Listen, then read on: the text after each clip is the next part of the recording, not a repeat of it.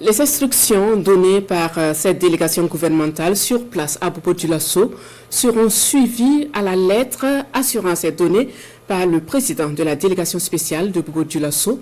Il a d'ailleurs rencontré les acteurs du BTP et les opérateurs économiques de la ville pour peaufiner les actions. On apprend alors que les travaux de curage du bassin de rétention du camp Ouézin Coulibaly démarrent demain, 19 juin. Drissa Traoré, Sayouba Mambone, Ismaël Satune Paris.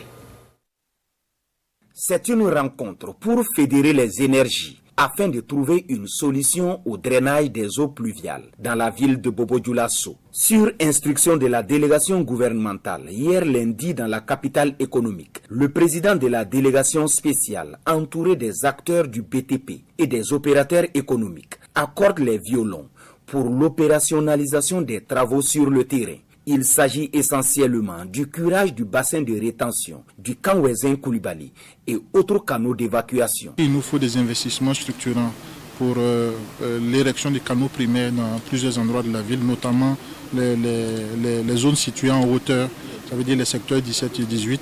Avoir un schéma de drainage qui n'envoie pas toutes les eaux vers le marigot, oui, mais aussi avoir d'autres alternatives. Et nécessairement, si les quantités sont réduites, le bassin jouera son rôle et on aura peu de risques que les eaux de ruissellement provoquent des dégâts. Les opérateurs économiques de Bobo-Dioulasso disent adhérer à cette campagne d'assainissement. Mieux, ils promettent se mobiliser pour apporter leur soutien aussi bien à la commune qu'à la RTB au bassin, durement touché par les eaux du dimanche 9 juin dernier. Nous avons vu que le bassin est rempli et sablonné, il faut le curer.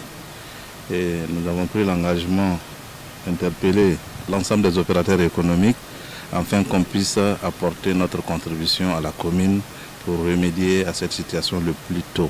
Mais aussi vraiment pour appuyer la RTB qui est notre maison, notre chaîne nationale. Nous avons le devoir et la responsabilité de venir aussi au secours. Après cette rencontre de cadrage, les participants se sont déportés à la RTB au bassin pour constater l'ampleur des dégâts causés par la furie des eaux.